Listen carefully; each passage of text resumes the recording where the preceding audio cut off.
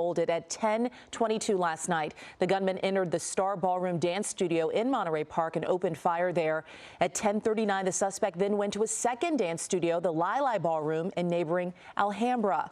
But people there were able to disarm him before he got away in what was described as a white van. Then by 11 a.m. today, authorities tracked that van to Torrance, where after a short standoff, deputies found the man dead. He shot himself. That suspect now identified as 70.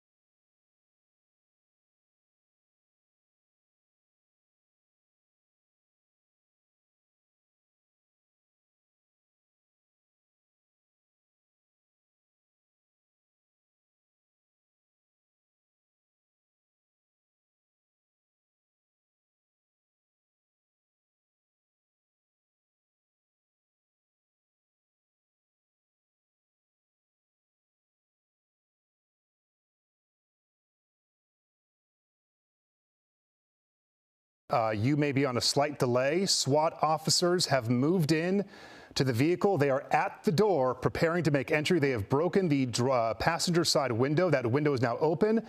They are potentially opening the door. There's about more than a half dozen armed officers right at the door. Perhaps the side door will be the next to open. We now have the passenger side door open. Guns are drawn as they are moving in on this vehicle. You got to assume they believe this individual is incapacitated. The fact that they are going inside first. He's reaching over, the lead officer, to the driver's side. He has moved the seat, and potentially this sliding door here on the side is going to open next. Yes, they have their guns drawn. As you mentioned, the Bearcat on the other side of the vehicle, making sure that they are safe from that angle as well. But we're waiting to see what the officers will do next. They've just broken the passenger window, opened that side of the van, about to open the side door. They are all in position. One officer has just gotten into the passenger seat and taking a look back there. It doesn't seem like they are on high alert. I mean, the fact that he just went all the way inside the vehicle. The body posture there, it seems like they are not seeing too much of a threat at this point in time, but they are, of course, still on guard. One of the officers still peering back there. It's not a sliding door. The doors are opening. Taking a look inside. And it's kind of hard to see from our view. It looks like they're still looking even further back behind that door opening. They're pulling something out, looks like a blanket of some sort. And former Sheriff Jim McDonald still on the phone with us. We thank you for sticking with us here. I mean, we're watching as everyone is at these images. This was a barricade situation for well over 2 hours here in Torrance, the intersection of Hawthorne and Sepulveda near the Del Amo Fashion Center, now playing out live here on ABC 7 Eyewitness News, on air and online, abc7.com.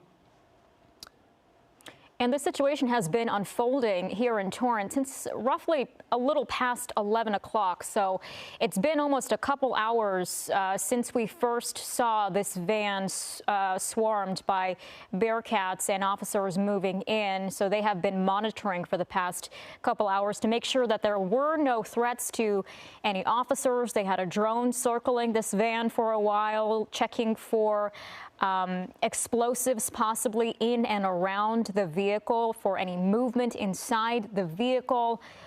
We are still waiting to see and hear what is inside, if it was the suspect they have been looking for, if it is that suspect with another person possibly. We don't know at this point in time, but it looks like that Bearcat is moving away from the vehicle on the driver's side of the van. Gosh, even with the posture, which was somewhat calm given all the circumstances, it was really tense to watch that, not knowing what these SWAT individuals would find upon opening the vehicle. You even have one gentleman walking away there. So we don't have the best vantage point to see all the way inside, including all the way in the back portion of that van, but it's still unclear if an individual was in fact located in that vehicle. They are continuing to comb through that vehicle. I was just so impressed by that initial SWAT officer who walked in through the front passenger side to get that door open. Clearly, they had some good information from the SWAT Bearcats that were there, had it pinned, and then from the drone that was looking in through the front dash.